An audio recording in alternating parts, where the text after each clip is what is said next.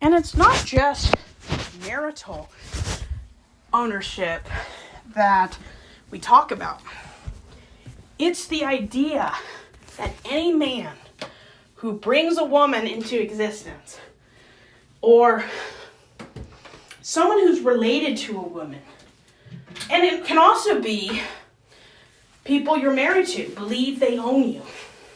If you've ever seen in a movie where a girl gets into a relationship and her brother or father has a panic attack, or follows them on their date, or cleans the gun in the living room when the boyfriend shows up.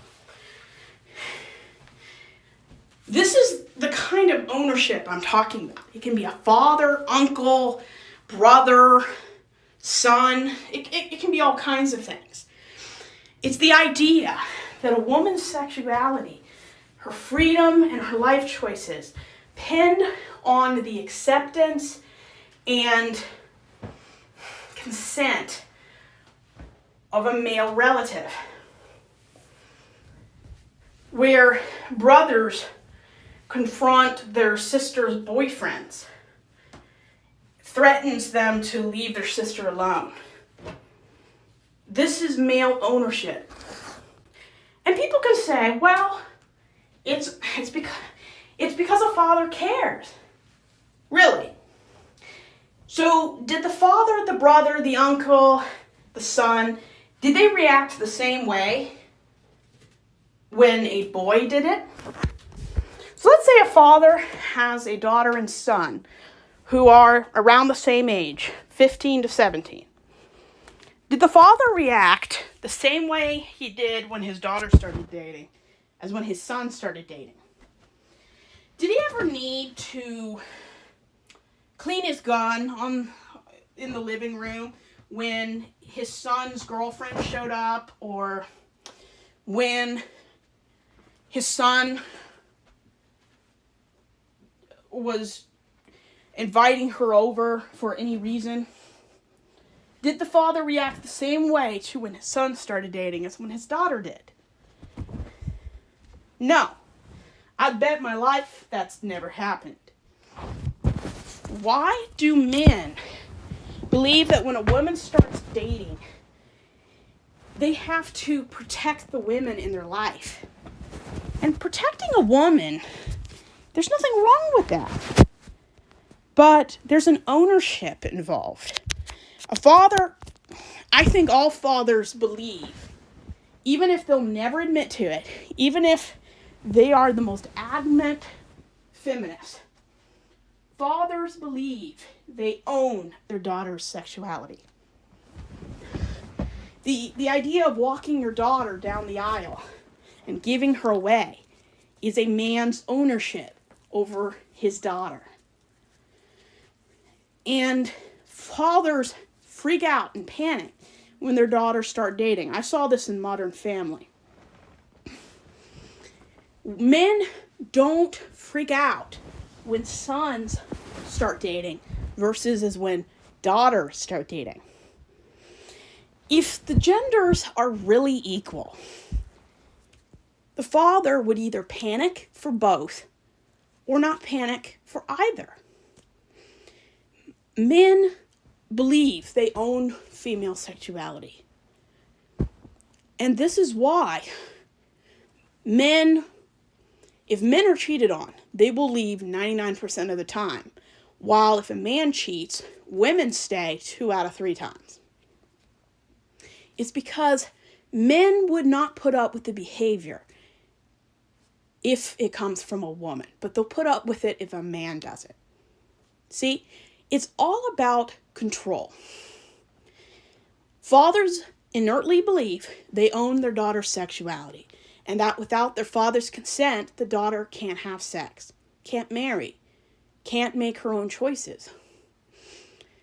The idea of asking for your girlfriend's father's marital blessing is because socially and religiously, he owns her. When a woman gets married, She's considered the property of the man she marries. Even if legally she's not his property, it doesn't matter. Society says she's his wife. And if a man is harassing a woman, the only thing besides a police gun that will get him to leave her alone is if she invokes the ownership of a man. That's the only thing that will get a man away from a woman. I'm some man's property. That's what all marriage is about. A man owning the social property of women. Because every time a woman changes her name or her children takes the man's name, it's property. Like children are the property of their parents. Even though that's a terrible way to look at it, that's the way we live. Parents believe they own their kids, and when their kids grow up, become 18 and make choices or reject religions or do careers and have a lifestyle their parents don't approve of, the parents believe they own their kids. My parents are the same way. If you are raised in a Christian home, being an atheist is like a slap in the face to Christian parents, even though it has nothing to do with them. The way we look at relationships is transactional. Men pay for things because they want something. Money is how they get women indebted to them so they can have what they want. That's why men pay for dates. If they pay, the woman is obligated, socially speaking, to put out. That's why women who don't want that coercion and manipulation, they go Dutch. They pay for their entree. And I'm fine with that.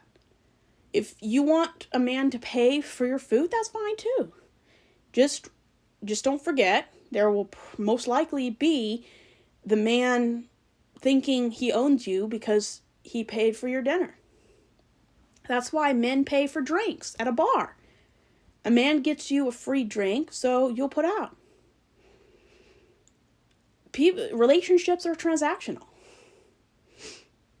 And men are very transactional. I'm not saying all men. I'm just saying men are transactional. Women are very transactional too. And I think going through life as a woman, marrying somebody and having the life you want is fine. It's not the way I would live my life, but it's fine. Women, I think, have to be transactional because who they marry is basically how society